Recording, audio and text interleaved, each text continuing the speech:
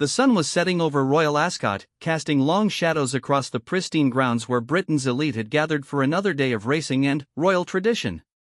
Among the sea of elaborate hats and morning coats, one figure stood out not for what she wore, but for what she was about to reveal.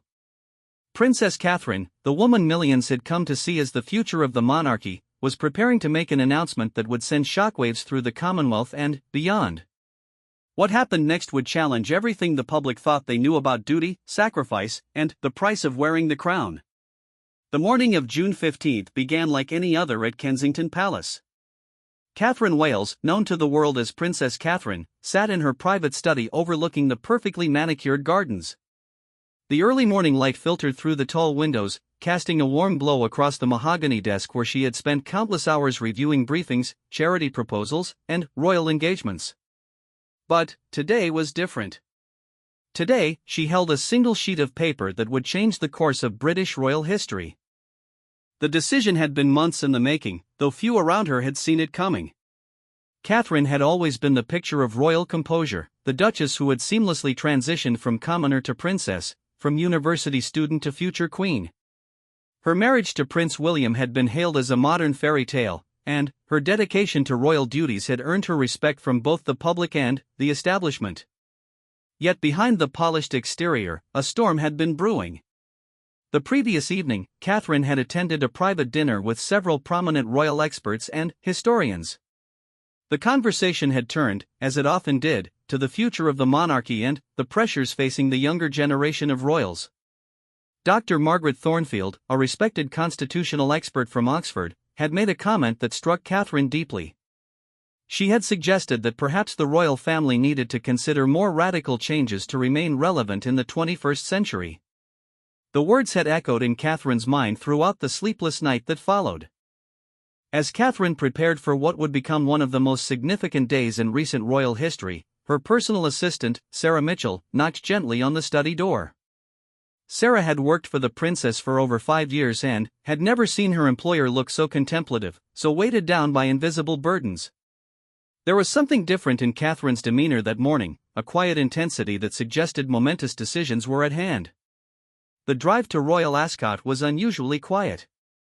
Normally, Catherine would review her schedule, discuss upcoming engagements, or simply enjoy the countryside rolling past the window of the royal car. Today, she sat in silence, her hands folded in her lap, her gaze fixed on some distant point beyond the passing landscape. Her protection officer, Detective Inspector James Crawford, noticed the change but maintained his professional silence. In his 15 years of protecting members of the royal family, he had learned to recognize the signs when something significant was about to happen. Royal Ascot had always held special significance for the British royal family. It was more than just a horse racing event, it was a celebration of British tradition, a showcase of royal pageantry, and a symbol of the monarchy's enduring connection to the people.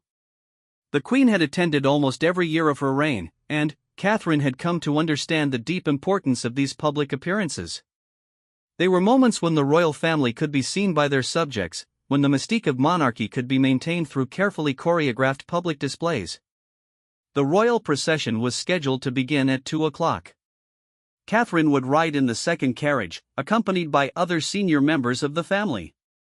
The crowds were already gathering, thousands of people lining the route to catch a glimpse of their beloved royals. Television cameras from around the world were positioned at strategic points, ready to broadcast the spectacle to millions of viewers globally. It was exactly the kind of event that Catherine had come to both cherish and question. As her car approached the racecourse, Catherine could see the massive crowds, the excitement palpable even from a distance. Children held small Union Jack flags, elderly ladies craned their necks to spot the royal vehicles, and photographers jostled for the best positions. The sight that once filled her with purpose and pride now filled her with a complex mixture of emotions she struggled to define. This would be her last appearance at Royal Ascot as the Princess of Wales in the way everyone expected. Dr. Thornfield's words from the previous evening continued to resonate in Catherine's mind. The elderly academic had spoken passionately about the need for the royal family to evolve, to find new ways of serving that reflected the realities of modern Britain. She had suggested that perhaps some members of the family might serve better by stepping back from traditional roles and finding new ways to contribute to society. At the time, Catherine had listened politely, but the seed of an idea had been planted. The decision to step back had not been made lightly. Catherine had spent weeks in quiet consultation with her closest advisors, though she had been careful not to reveal the full extent of her intentions. She had met privately with constitutional experts, former politicians, and even representatives from various charities she patronized. Each conversation had reinforced her growing conviction that her greatest service to the monarchy and to Britain might come through a different kind of role entirely. Prince William had been the first to know of her intentions. Their conversation had taken place in the privacy of their Norfolk home, away from the watchful eyes of staff and security. William's initial reaction had been one of shock, then concern, and, finally, after hours of discussion, a reluctant understanding. He had seen the toll that royal life had taken on his wife, the constant scrutiny, the impossible balance between public duty and private life. While he could not imagine the monarchy without her, he had come to recognize that her happiness and well-being had to take precedence. The children had been told that morning, in terms appropriate to their ages. Prince George, as the eldest, had asked thoughtful questions about what the change would mean for the family. Princess Charlotte had been more concerned about whether they would still live in the same house and see the same friends. Prince Louis, still very young, had simply hugged his mother tightly when she explained that there would be some changes coming. Their reactions had both broken Catherine's heart and strengthened her resolve. As Catherine stepped out of the royal car at Royal Ascot, the familiar sounds of the crowd washed over her. The cheers, the clicking of cameras, the excited chatter of thousands of people who had come to see their royal family. She smiled and waved, playing her part perfectly as she had done countless times before. But, this time, there was a poignancy to every gesture, knowing that this would be among her final appearances in this traditional role. The other members of the royal family were already assembled for the procession. The familiar faces of cousins, in-laws, and senior royals greeted her with their usual warmth. None of them knew what was coming. Catherine had been careful to keep her intentions closely guarded, sharing them only with those who absolutely needed to know. The announcement would come as a shock to many of them, and she felt a pang of guilt for the surprise she was about to spring upon the family she had grown to love. The carriage ride through the crowds was both exhilarating and bittersweet. Catherine waved to the thousands of well-wishers, many of whom had traveled great distances to be there. She saw children lifted high on their parents' shoulders, elderly veterans standing proudly in their medals, and young couples taking selfies to commemorate the moment. These were her people, the citizens she had pledged to serve, and the thought of disappointing them weighed heavily on her heart. Royal expert Victoria Arbiter had positioned herself strategically to observe the royal arrivals. As one of the most respected commentators on royal affairs, she had covered hundreds of royal events over her career. But something about Catherine's demeanor that day caught her attention. There was a quality to the princess's smile, a depth to her interactions with the crowd that seemed different from previous appearances. Arbiter made a mental note to watch Catherine more closely throughout the afternoon. The afternoon's racing provided the perfect backdrop for what was to come. Between races, Catherine mingled with guests in the royal box, chatting easily with dignitaries, celebrities, and racing enthusiasts. To the casual observer, she appeared relaxed and engaged, every inch the future queen. But those who knew her well might have noticed the slight tension in her shoulders, the way her smile never quite reached her eyes, the careful attention she paid to every interaction as if memorizing them. Dr. Elizabeth Hartwell, a constitutional historian who had written extensively about the modern monarchy, was among the invited guests that day. She had known Catherine for several years through various charitable initiatives and had always been impressed by the princess's intelligence and dedication. When Catherine approached her late in the afternoon for what seemed like a casual conversation, Dr. Hartwell was initially pleased by the attention. But, as their conversation deepened, she began to sense that something more significant was at play. Catherine had always been known for her thoughtful approach to royal duties. Unlike some members of the family who had struggled with the constraints of royal life, she had seemed to embrace her role with genuine enthusiasm. Her charitable work had been praised for its depth and authenticity, her public appearances had been models of royal protocol, and her relationship with the media had been carefully managed to maintain both accessibility and dignity. This made what was about to happen all the more shocking to those who thought they knew her well. The moment Catherine had chosen for her announcement was carefully calculated. It would come during the traditional royal walkabout that followed the afternoon's racing, when she would have the opportunity to speak directly to the assembled crowd and media. Her press secretary had been told only that the princess would be making some brief remarks, nothing more. The full impact of what she was about to say had been kept secret until the very last moment. As the afternoon wore on, Catherine found herself reflecting on the journey that had brought her to this point. From her middle-class upbringing in Berkshire to her university days at St. Andrews, where she had met William, from their long courtship under intense media scrutiny to their fairy-tale wedding watched by billions around the world. Each step had seemed to lead inevitably to this moment, to this role, to this life of service and sacrifice. Yet now she was preparing to step away from it all in pursuit of something she believed could be even more meaningful. The decision had crystallized during a recent visit to one of her patronized charities, an organization supporting mental health initiatives for young people. Catherine had spent hours talking with counselors and clients, hearing stories of struggle and recovery, witnessing firsthand the impact that dedicated professionals could have on individual lives. It was during that visit that she realized her greatest contribution might not come from ribbon cuttings and state dinners, but from more direct, hands-on work with the causes she cared about most deeply. As the sun began its descent toward the horizon, casting long shadows across the racecourse, Catherine knew the moment was approaching. She had rehearsed her words countless times in her mind, but now, faced with the reality of what she was about to do, her heart began to race.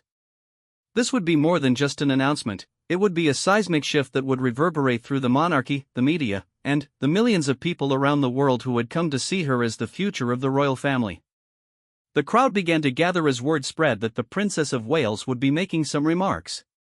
Royal protection officers discreetly repositioned themselves, media crews checked their equipment one final time, and the other members of the royal family looked on with curiosity, unaware of the bombshell that was about to be dropped. Catherine took a deep breath, straightened her shoulders, and stepped forward to address the waiting crowd, knowing that nothing would ever be the same again. The crowd fell silent as Catherine stepped toward the designated speaking area.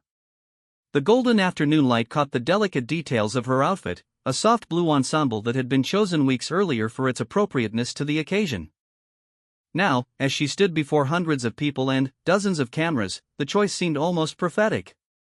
Blue had always been associated with trust, stability, and tradition, qualities that were about to be tested in ways no one could have imagined. Royal correspondent James Henderson had covered the royal family for over 2 decades. He had witnessed countless royal announcements, from happy occasions like births and engagements to more somber moments of loss and controversy.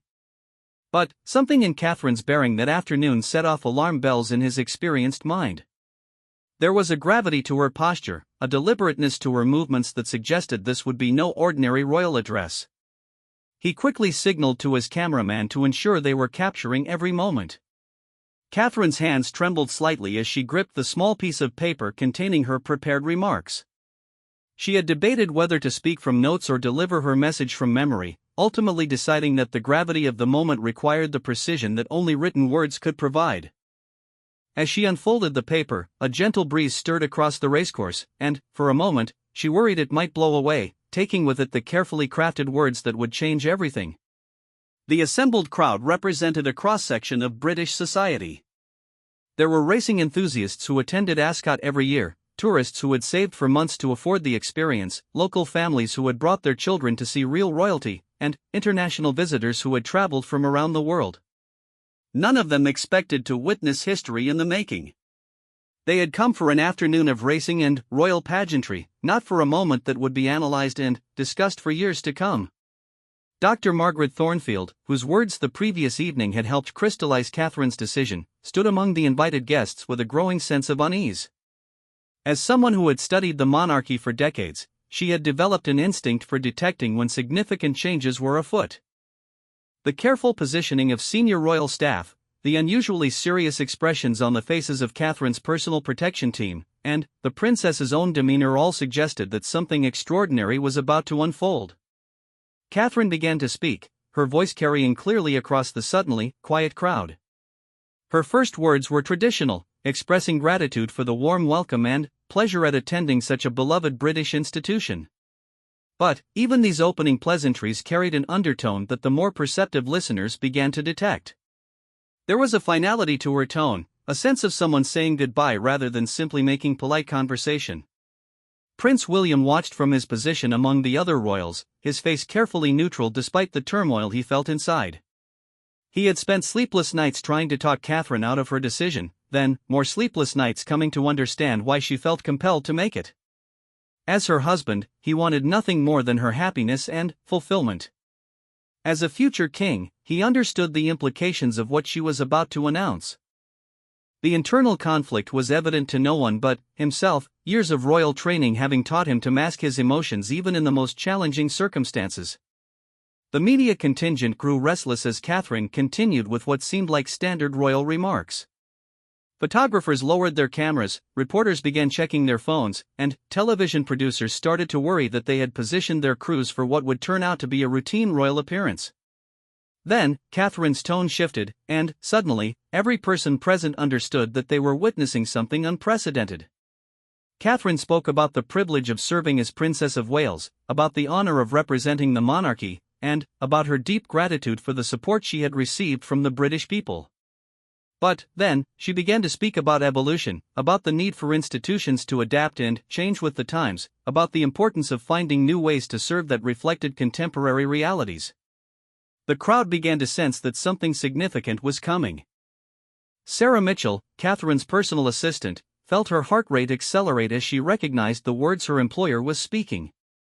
She had helped type these remarks the previous evening, but seeing Catherine deliver them in person, surrounded by thousands of people and global media attention, made their impact feel suddenly real and irreversible. She began to mentally prepare for the chaos that would inevitably follow, knowing that the next few hours would be unlike anything she had experienced in her years of royal service. The turning point came when Catherine spoke directly about her own role and future. She explained that after much reflection and consultation, she had decided that her greatest service to the crown and to Britain would come through a different kind of contribution. The crowd's murmur was audible as people began to grasp the implications of what they were hearing. Cameras that had been lowered were quickly raised again, and reporters began frantically taking notes. Royal expert Victoria Arbiter felt a chill run down her spine as Catherine's words sank in. In all her years of covering the royal family, she had never heard a senior royal speak so directly about stepping back from traditional duties. The closest parallel was Edward VIII's abdication, but that had been driven by scandal and constitutional crisis. This was something entirely different, a thoughtful, measured decision by someone who appeared to be at the height of her success and popularity. Catherine continued to speak with remarkable composure, explaining that she would be transitioning away from her current royal duties over the coming months to focus on what she termed direct service initiatives. She spoke passionately about wanting to work more closely with the charitable causes she cared about her desire to make a more hands-on difference in people's lives, and about her belief that the monarchy would be stronger for having members who served in different ways. The immediate reaction was stunned silence. For several long seconds, the only sounds were the distant whinnying of horses and the rustle of flags in the breeze. Then, the questions began.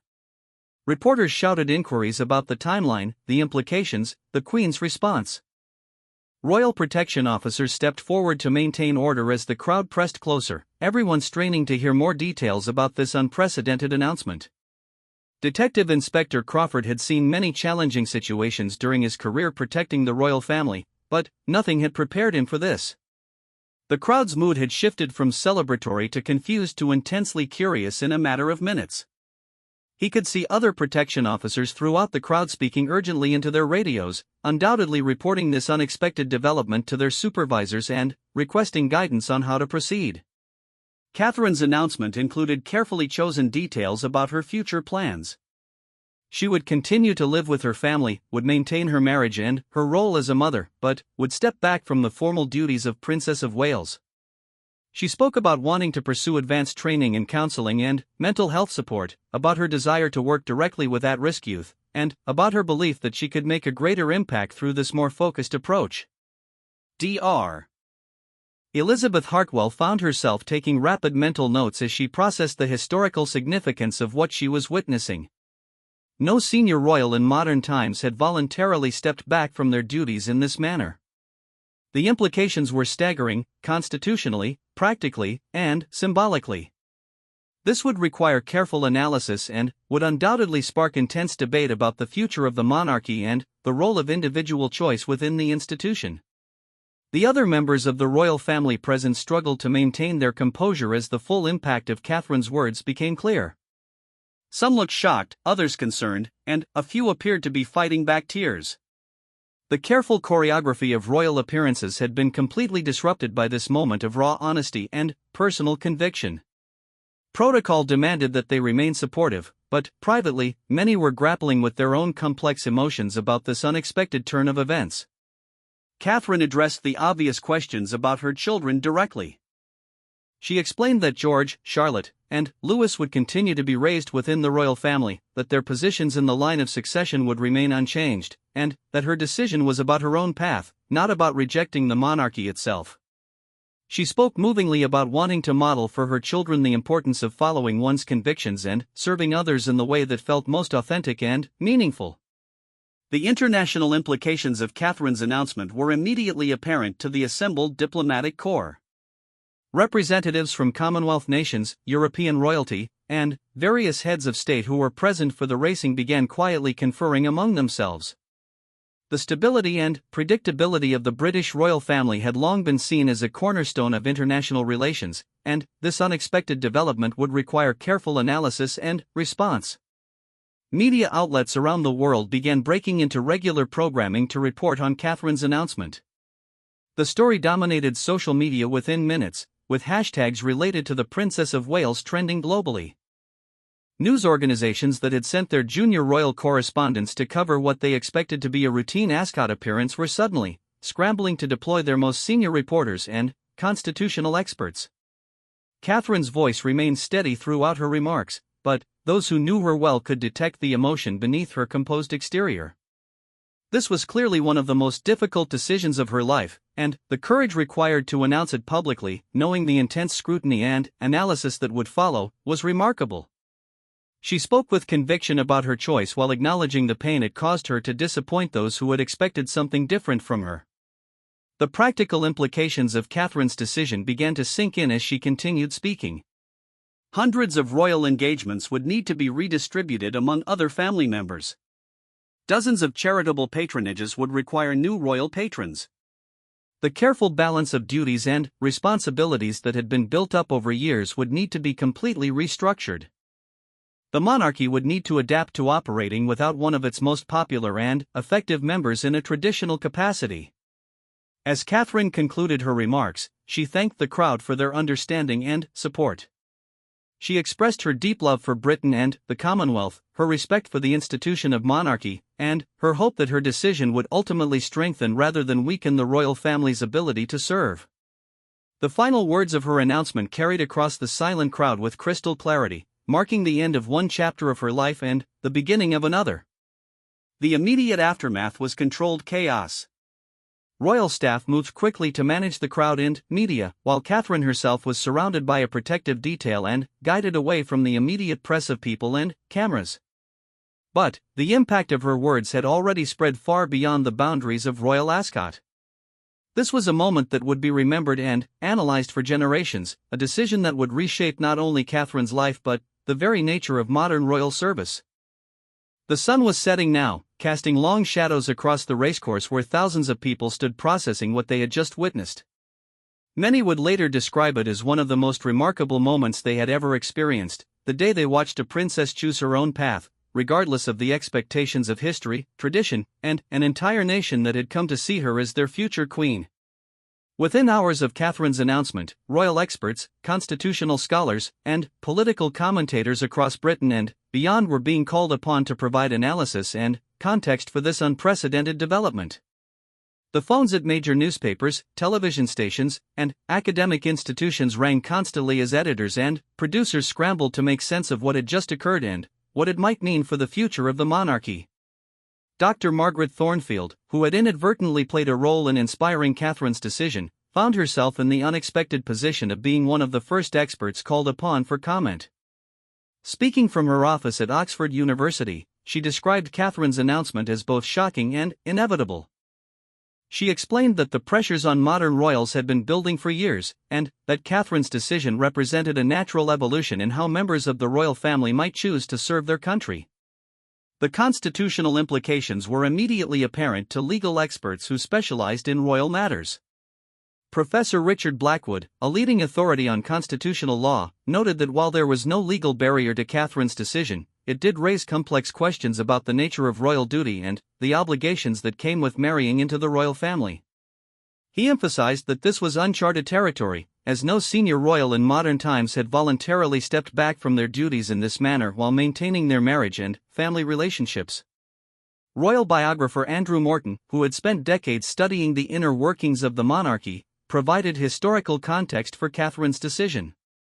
He noted that while there had been various royal scandals and departures over the years, Catherine's announcement was unique in its thoughtful, principled nature. Rather than leaving in disgrace or crisis, she was choosing to redefine her role from a position of strength and popularity, making her decision all the more significant and potentially influential. The reaction from Buckingham Palace was swift but measured. A carefully worded statement released within 2 hours of Catherine's announcement expressed the Queen's understanding and support for her granddaughter-in-law's decision. The statement emphasized that Catherine would always be a valued member of the royal family and that her desire to serve in a different capacity was respected and appreciated. However, royal insiders admitted privately that the announcement had caught the palace completely off guard. International royal experts were quick to analyze the global implications of Catherine's decision.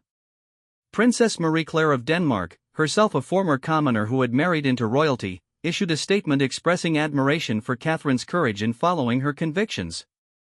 She noted that modern royalty required finding a balance between traditional duty and personal authenticity, and that Catherine's decision might inspire other royals to consider new ways of serving their countries. Television networks around the world interrupted their regular programming to provide continuous coverage of the story. The BBC assembled a panel of royal correspondents, constitutional experts, and former palace staff to discuss the implications of Catherine's announcement.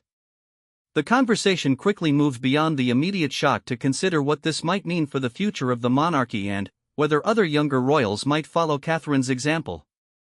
Dr. Sarah Williams, a psychologist who had written extensively about the mental health challenges facing public figures, provided insight into the personal pressures that might have influenced Catherine's decision. She noted that the constant scrutiny, the loss of privacy, and the rigid constraints of royal life could take a significant toll on even the most resilient individuals. Catherine's decision to prioritize her personal fulfillment and mental well-being could be seen as a healthy response to these pressures. The public reaction was immediate and intense, but surprisingly varied. Social media platforms were flooded with responses ranging from shock and disappointment to admiration and support. Many people expressed understanding for Catherine's desire to find more meaningful ways to serve, while others worried about what her departure from traditional royal duties might mean for the stability of the monarchy. The hashtag #RespectCatherine's began trending globally within hours of her announcement. Political commentators were quick to analyze the broader implications of Catherine's decision for British society and politics. Some saw it as a reflection of changing attitudes toward duty, service, and individual choice in modern Britain. Others worried that it might signal a broader weakening of traditional institutions and values. The debate quickly became as much about the direction of British society as it was about the specific circumstances of Catherine's announcement. Royal photographer Arthur Edwards, who had captured countless images of Catherine over the years, reflected on the signs that might have preceded her decision. Looking back through his archives, he noted subtle changes in her demeanor during recent public appearances. There had been moments when her smile seemed forced, when her engagement with crowds appeared mechanical rather than genuine. These observations, invisible to casual observers, suggested that Catherine had been struggling with her role for some time. The economic implications of Catherine's decision were immediately apparent to those who tracked the royal family's impact on British tourism and commerce. Catherine had been one of the most valuable members of the royal family in terms of generating positive publicity and economic activity. Her fashion choices influenced global trends, her charitable work brought attention to important causes, and her public appearances drew massive crowds and media coverage. Her withdrawal from these activities would have measurable financial consequences. constitutional expert Professor Janet Morrison provided detailed analysis of the precedents for Catherine's decision. While no exact parallel existed in modern royal history, she noted that various members of royal families throughout Europe had found different ways to balance personal fulfillment with dynastic duty. The key difference in Catherine's case was her high profile and the central role she had been expected to play in the future of the British monarchy. Mental health advocates were among the most vocal supporters of Catherine's decision. Organizations that worked to reduce stigma around mental health issues praised her courage in prioritizing her well-being and following her authentic path. They noted that her decision could help normalize the idea that everyone, regardless of their position or responsibilities, had the right to make choices that supported their mental and emotional health. The reaction from the Commonwealth nations was carefully measured, with officials expressing continued respect and affection for Catherine while supporting her right to make her own choices. However, private conversations revealed concerns about what her departure from traditional royal duties might mean for the monarchy's role in maintaining unity among Commonwealth countries. Catherine had been seen as a crucial figure in the monarchy's efforts to modernize and remain relevant in diverse, evolving societies. Royal correspondent Jenny Bond, who had covered the family for decades, provided perspective on how Catherine's announcement compared to previous royal crises and changes. She noted that while there had been various departures and scandals over the years, Catherine's decision was unique in its positive, forward-looking nature. Rather than running from duty or scandal, she was actively choosing to redefine what service meant to her personally. The timing of Catherine's announcement drew significant analysis from experts who noted the various factors that might have influenced her decision. The recent global pandemic had changed many people's perspectives on work, purpose, and what truly mattered in life. Catherine's increased involvement in mental health initiatives during this period had exposed her to profound human suffering and resilience, potentially reshaping her understanding of how she could best make a difference. Academic institutions that specialized in royal studies found themselves inundated with requests for comment and analysis. The University of London's Institute for Royal Studies issued a comprehensive statement noting that Catherine's decision represented a fascinating case study in the evolution of monarchical institutions. They announced plans for a symposium to examine the implications of her choice for understanding modern royalty and constitutional monarchy. Child psychology experts weighed in on the potential impact of Catherine's decision on her children. Dr. Emma Richardson, a specialist in child development, noted that Catherine's choice to prioritize authenticity and personal fulfillment could actually provide a positive example for her children about the importance of following one's convictions. However, she also acknowledged the challenges the children might face in understanding and adapting to the changed circumstances of their family life. The reaction from religious leaders was generally supportive, with many praising Catherine's thoughtful approach to discerning her calling and purpose. The Archbishop of Canterbury issued a statement expressing admiration for her courage in following her conscience and her commitment to serving others in whatever capacity felt most authentic to her. This religious perspective added another dimension to the public discussion about duty, service, and individual choice. International media coverage of Catherine's announcement varied significantly depending on the cultural and political context of different countries. European publications generally treated the story as a fascinating example of how modern royalty was evolving to meet contemporary expectations. American media focused more on the celebrity aspects of the story and the parallel to various American public figures who had stepped back from high-profile roles to pursue more personally meaningful work. Royal protection experts privately expressed concerns about the security implications of Catherine's decision. Her withdrawal from traditional royal duties would not eliminate the threat she faced as a member of the royal family, but it might require new approaches to ensuring her safety as she pursued more direct, hands-on charitable work. The challenge would be maintaining appropriate security while allowing her the freedom to engage meaningfully with the causes she cared about. The fashion industry, which had closely followed and profited from Catherine's style choices for years, quickly began analyzing what her decision might mean for royal fashion influence.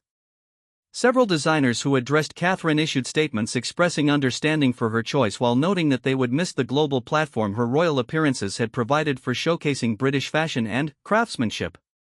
As the day wore on and more experts weighed in, a consensus began to emerge that Catherine's decision, while shocking, was ultimately a reflection of broader changes in how younger generations approached questions of duty, service, and personal fulfillment. Rather than seeing her announcement as a rejection of the monarchy, many experts interpreted it as an evolution that could ultimately strengthen the institution by making it more flexible and responsive to individual needs and changing social expectations. The global nature of the reaction to Catherine's announcement highlighted her international significance and the degree to which she had come to symbolize the modernization of the British monarchy. From Australia to Canada, from Japan to South Africa, people who had followed her journey from commoner to princess expressed a mixture of surprise, understanding, and respect for her courage in making such a difficult decision. As night fell on the day of Catherine's announcement, the full scope of expert reaction was still unfolding. Television programs continued to feature panels of specialists, newspapers prepared special editions for the following morning, and academic conferences were hastily organized to examine the implications of this unprecedented development. The unanimous conclusion was that Catherine's decision would be studied and analyzed for years to come, representing a watershed moment in the evolution of modern monarchy and the eternal tension between duty and personal fulfillment. The days following Catherine's public announcement revealed the depth of personal struggle and careful consideration that had led to her momentous decision. Close friends and family members, bound by confidentiality agreements and personal loyalty, began to share glimpses of the private journey that had culminated in that extraordinary moment at Royal Ascot. The picture that emerged was of a woman who had wrestled with her conscience for months, seeking to balance her love for the royal family with her need for personal authenticity and meaningful service. Lady Emma Fellows, Catherine's longtime friend and occasional confidant, later revealed that she had witnessed the princess's internal struggle during their regular walks through Windsor Great Park. These conversations, which had initially focused on charitable work and family life, had gradually evolved into deeper discussions about purpose, fulfillment, and the nature of service. Emma recalled Catherine's growing frustration with what she called performative royalty, the endless cycle of ribbon cuttings, photo opportunities, and ceremonial appearances that seemed to generate publicity but little tangible impact on the issues she cared about most deeply. The catalyst for Catherine's decision could be traced to a specific incident that had occurred 3 months earlier during a visit to a youth mental health facility in Manchester. Catherine had spent the afternoon talking with young people who were struggling with depression, anxiety, and thoughts of self-harm. One teenager, a 17-year-old named Marcus, had told her that seeing her visit meant everything to him, but that what he really needed was ongoing support and someone who truly understood his daily struggles. That conversation had haunted Catherine for weeks afterward. Marcus's words had crystallized something that Catherine had been feeling for years but had struggled to articulate. Despite all her charitable work and public appearances, she felt increasingly removed from the actual problems she was supposed to be helping to solve. The carefully orchestrated nature of royal visits, with their advance teams, security protocols, and media management, often created a barrier between her and the people she genuinely wanted to help. She began to question whether her impact might be greater if she could work directly with individuals rather than serving as a figurehead. Dr. Jennifer Walsh, Catherine's private therapist who had been helping her process the pressures of royal life, provided crucial support during the months of decision-making. Dr. Walsh later described Catherine as someone who had always struggled with the performative aspects of her role, despite her natural grace and apparent comfort in public settings. The therapy sessions had focused on helping Catherine understand the difference between duty imposed by others and service chosen by oneself, a distinction that would prove crucial to her ultimate decision. The role of Prince William in Catherine's decision-making process was complex and deeply personal. Friends close to the couple revealed that William had initially been resistant to Catherine's ideas about stepping back from royal duties. As someone who had been born into the royal life and trained from childhood to accept its constraints and obligations, he initially struggled to understand Catherine's need for something different. Their marriage had weathered many challenges, but this represented perhaps their greatest test of mutual understanding and support. The turning point in William's understanding came during a private weekend at Balmoral, where the couple had gone to escape the pressures of London and think through Catherine's growing certainty about her future path. Walking through the Scottish Highlands that had provided solace to generations of royals, William began to see his wife's perspective more clearly. He realized that his love for her had to include supporting her need to find her own authentic way of serving, even if it meant departing from traditional expectations. Catherine's relationship with her children during this period of decision-making was perhaps the most challenging aspect of her internal struggle. As a mother, she was acutely aware of how her choice would affect George, Charlotte, and Louis. She spent countless hours considering whether her decision was selfish, whether she was abandoning her children's birthright, and whether she was setting a positive or negative example for them about duty and commitment. The conversations with her children about her decision were among the most difficult Catherine had ever experienced as a parent. Prince George, at 10 years old, was old enough to understand the basic implications of his mother's choice but struggled with feelings of confusion and abandonment. Catherine worked with child psychologists to find age-appropriate ways to explain that her love for the family was unchanged, even as her public role would evolve. Princess Charlotte's reaction was perhaps the most heartbreaking for Catherine. At 8 years old, Charlotte had begun to understand her own future role as a princess and had often spoken excitedly about following in her mother's footsteps. Catherine's decision forced difficult conversations about how Charlotte's own path might be different and how she would have the freedom to choose her own way of serving when the time came. Catherine's parents, Michael and Carol Middleton, played a crucial supportive role throughout her decision-making process. As people who had always valued authenticity and personal happiness over social expectations, they encouraged Catherine to follow her heart while also helping her think through the practical implications of her choice. Carol Middleton, in particular, provided a listening ear during the many late-night phone calls when Catherine wrestled with guilt and uncertainty. The extended royal family's reaction to Catherine's decision was varied and complex. Some older members struggled to understand how someone could voluntarily step away from the privilege and honor of royal duty. Others, particularly those who had experienced their own challenges with royal life, expressed private admiration for Catherine's courage. The family dynamics shifted subtly as everyone adjusted to the reality that their expectations for Catherine's future role would need to be completely revised. Princess Anne emerged as an unexpected source of support for Catherine during this period. Known for her no-nonsense approach to royal duty and her focus on practical service, Anne recognized something of herself in Catherine's desire for more direct, hands-on charitable work. Their private conversations helped Catherine understand that there were many different ways to serve the crown and the country, and that authenticity was often more valuable than adherence to tradition. The Queen's reaction to Catherine's decision was perhaps the most significant in terms of Catherine's personal peace of mind. Elizabeth II, after her initial surprise, came to understand and respect Catherine's choice. In a private audience at Windsor Castle, the Queen shared her own experiences of balancing personal desires with royal duty, acknowledging that times had changed and that Catherine's generation faced different challenges and opportunities than her own had. Catherine's decision was also influenced by her observations of other public figures who had successfully transitioned from high-profile traditional roles to more personally meaningful work. She had studied the examples of former politicians who had become activists, celebrities who had focused on specific causes, and business leaders who had dedicated their later careers to philanthropy. These examples helped her envision a future where she could maintain her impact while finding greater personal fulfillment. The practical planning for Catherine's transition involved months of careful consideration and consultation with legal experts, financial advisors, and charitable organizations. She worked quietly with her private office to develop a framework for her new role that would maintain appropriate connections to the royal family while allowing her the independence to pursue more direct service. This planning process helped her feel more confident that her decision was not just an emotional response but a carefully considered career change. The media scrutiny during Catherine's decision-making process was intense, even though she had managed to keep her intentions largely private. Royal correspondents noted subtle changes in her demeanor and approach to public engagements, speculating about everything from health issues to marital problems. The pressure of maintaining secrecy while processing such a significant decision added another layer of stress to an already challenging period. Catherine's spiritual journey also played a role in her ultimate decision. She had always been privately religious, but the pressures of royal life had led her to seek deeper meaning and guidance through prayer and meditation.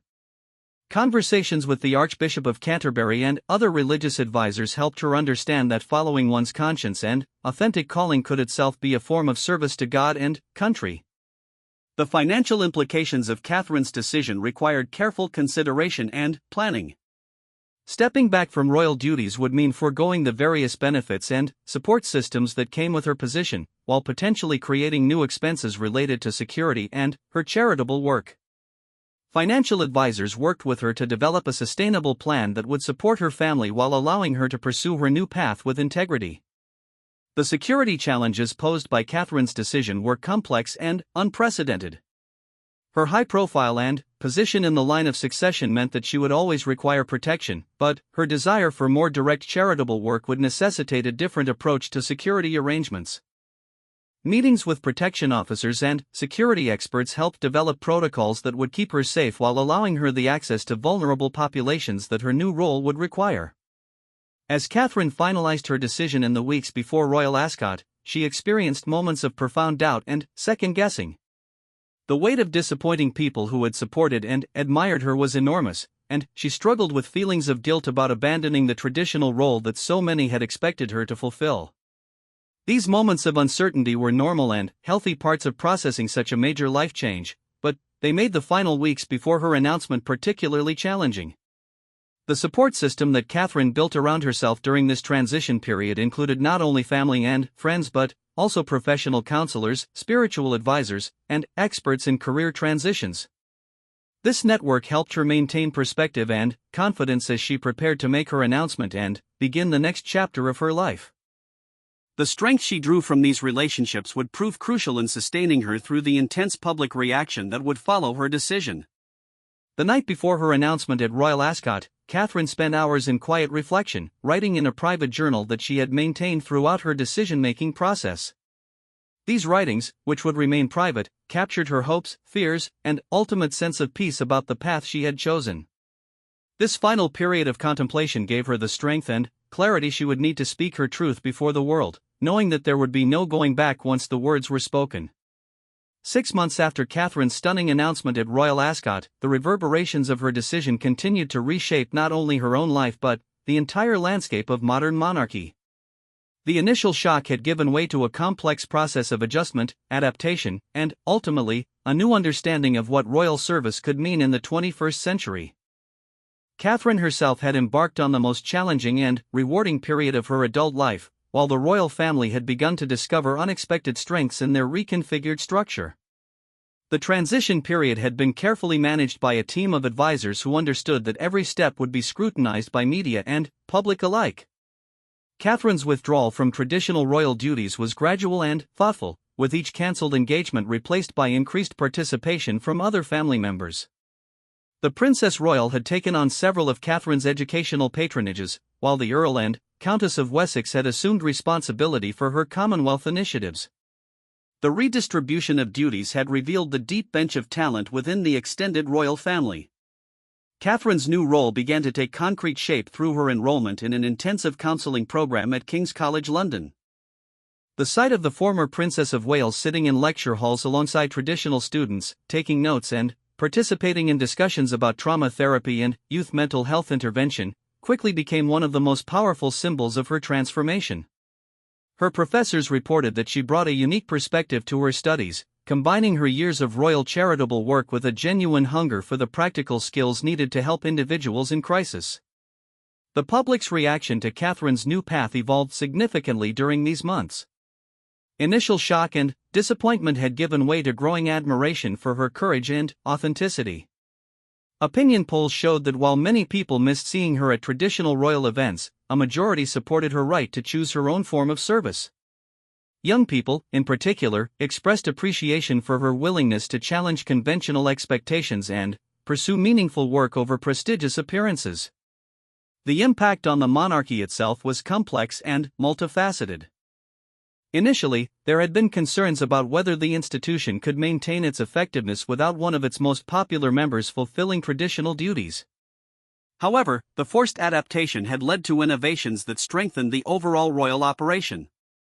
Younger members of the family stepped up to take on increased responsibilities, and there was a renewed focus on making each royal engagement more substantial and impactful rather than merely ceremonial. Prince William's own evolution during this period was remarkable to observe. Friends noted that while the initial months had been challenging for him personally, he had emerged as a stronger and more confident leader. The experience of supporting his wife through such a fundamental life change had deepened his understanding of the pressures facing all members of the royal family. He began advocating internally for greater flexibility in how different family members could contribute to the monarchy's mission. The children's adjustment to their mother's new role provided some of the most touching moments of this transition period. Prince George had initially struggled with the change but gradually came to take pride in his mother's studies and her hands-on work with young people facing mental health challenges. Princess Charlotte began expressing interest in her mother's charitable work in ways that suggested she was developing her own sense of purpose and service. Prince Louis, still very young, simply enjoyed having his mother around more often as her schedule became less rigid and demanding.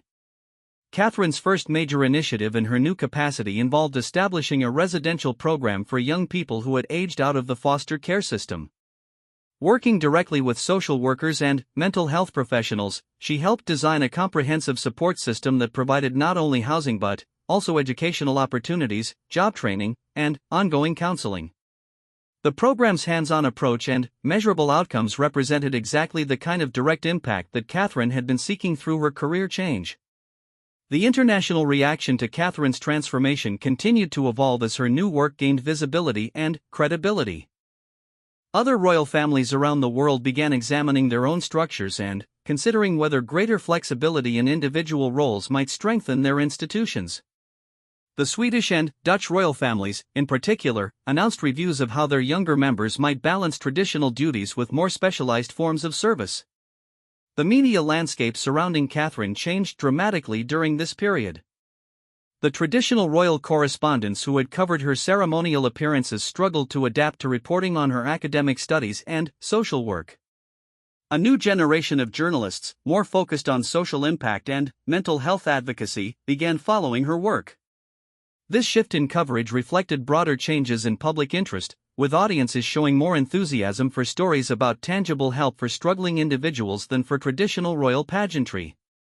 Catherine's relationship with her former royal patronages evolved in unexpected ways. While she had officially stepped back from these roles, many organizations found creative ways to maintain connections with her. Her expertise and passion for mental health issues made her a valuable informal consultant, and several charities developed new programs that aligned with her academic studies and practical work. These partnerships demonstrated that royal service could take many different forms while maintaining its essential purpose. The financial aspects of Catherine's new life required ongoing adjustment and creativity. Her withdrawal from royal funding necessitated developing alternative support systems for her work and security needs.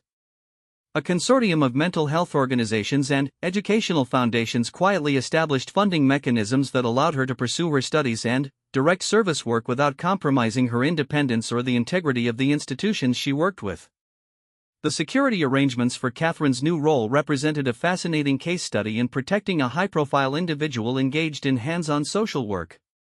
Her protection team had to develop protocols that maintained her safety while allowing her meaningful access to the vulnerable populations she was training to serve. This often meant adapting to environments that were far removed from the controlled settings of traditional royal appearances, requiring innovation and flexibility from everyone involved. One of the most significant developments during this period was Catherine's growing influence on mental health policy at the national level. Her unique combination of royal profile, academic training, and direct experience with at-risk populations gave her a powerful voice in policy discussions. Government ministers began seeking her input on legislation affecting youth mental health services, and her recommendations carried weight precisely because they were grounded in practical experience rather than theoretical knowledge. The ripple effects of Catherine's decision extended far beyond the royal family and mental health advocacy. Her choice inspired countless individuals to re-evaluate their own career paths and consider whether they were truly serving their authentic purposes. Career counselors reported increased numbers of clients seeking to transition from high-status but unfulfilling positions to more meaningful work. Catherine had inadvertently become a symbol of the importance of aligning one's work with one's values. The long-term implications for the monarchy became clearer as the months passed. Rather than weakening the institution, Catherine's departure from traditional royal duties had sparked important conversations about modernization and relevance. The royal family began developing more flexible approaches to service that allowed individual members to contribute their unique skills and passions while maintaining their connection to the crown.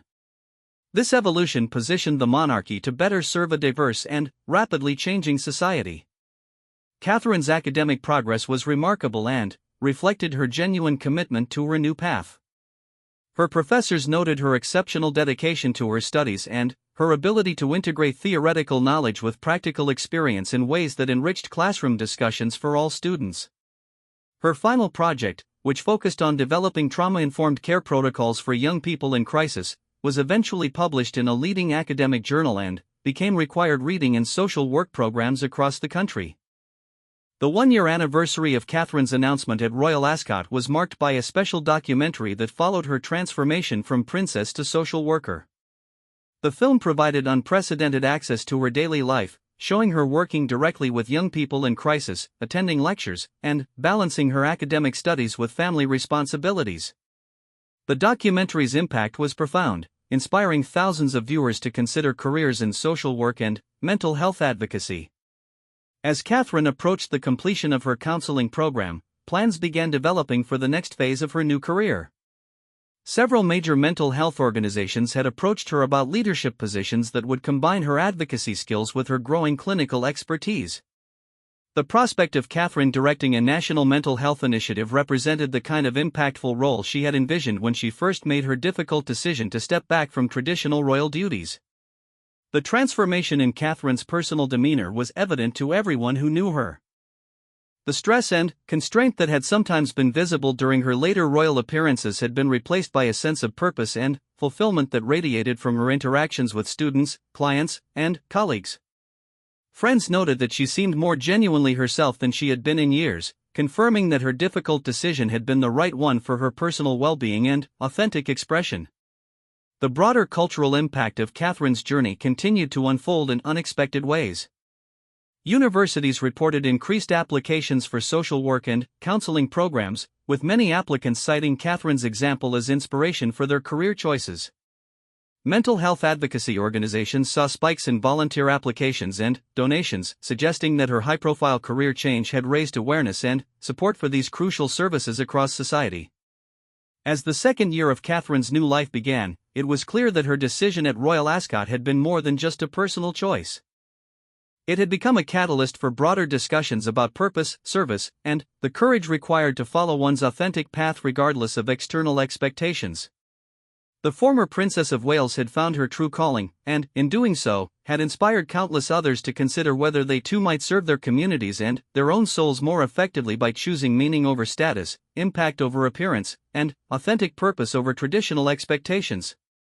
The story that had begun with shock and uncertainty at a horse racing event had evolved into a powerful example of personal transformation and the ongoing evolution of institutions that had once seemed unchangeable. Catherine's journey continued to unfold, but its impact was already clear. She had not only found her own path to meaningful service but had opened new possibilities for how dedication to others could be expressed in a rapidly changing world.